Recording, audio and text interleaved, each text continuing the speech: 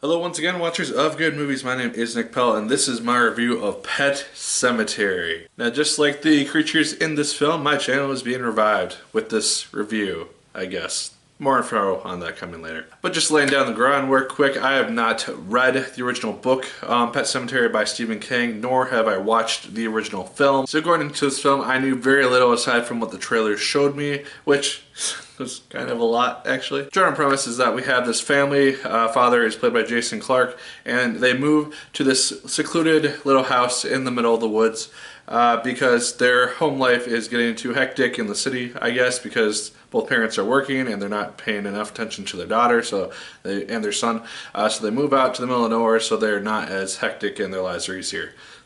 Very quickly they come across this pet cemetery-esque place where the pets of children and neighbors and other people are buried, and it's just kind of like this little area for dead, departed companions of sorts. But of course there's this evil essence to it, and not all is as it seems, and yeah, you kind of know what to expect with this film if you're going to see it. The things that I liked about this film were the performances, because I thought that Jason Clarke and Jetty Lawrence, who plays his daughter, they both did really good jobs in this film. Jason Clarke in particular, I saw him in Winchester last year, and I thought that he did a really good job in that, and he does a good job in this as well, just his expressions, just not knowing what's going on around him, and I think that he's becoming a pretty good horror-esque actor. And then Jetty Lawrence, I haven't seen her in anything to my knowledge before, but she also did a very good job both at the beginning of the film and towards the end of it, I'll say that.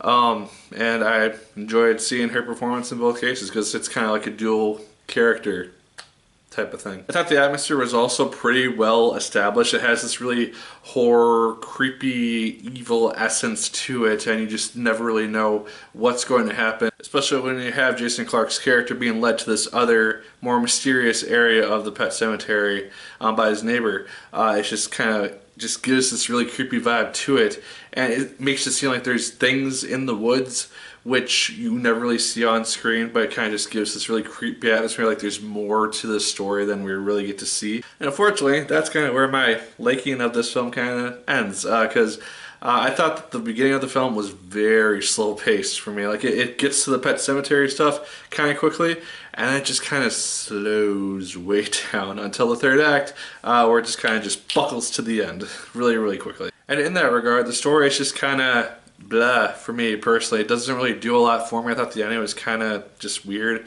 and didn't really give me a satisfying conclusion personally. And ultimately his wife in this film, Jason Clarke's wife, has this mysterious past with her sister and something which happened with her, which we see flashbacks of.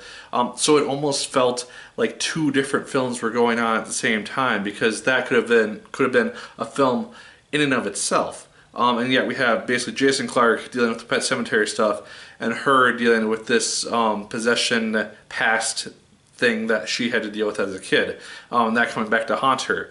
And so it just never really felt like these two characters were necessarily on the same page. It felt like they were fighting for different things almost, and it just never really felt in sync. So yeah, overall, Pet Sematary, it's okay, I guess. I personally probably wouldn't see it again unless I had someone who just desperately wanted to see it for some reason, because I just didn't have that fun of a time with it. Like I said, it has this really creepy atmosphere and tone to it, which is just consistent throughout the course of the film.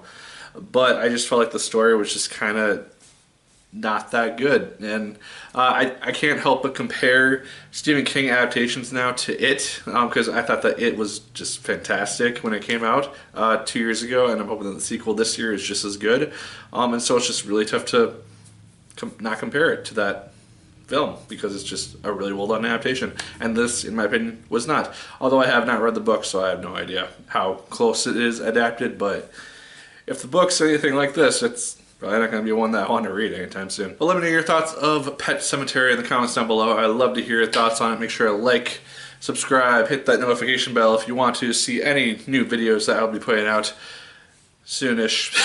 Shazam review tomorrow, hopefully, or soon-ish. But yeah, those are my thoughts. My name is Nick Pell, and once again, keep on watching.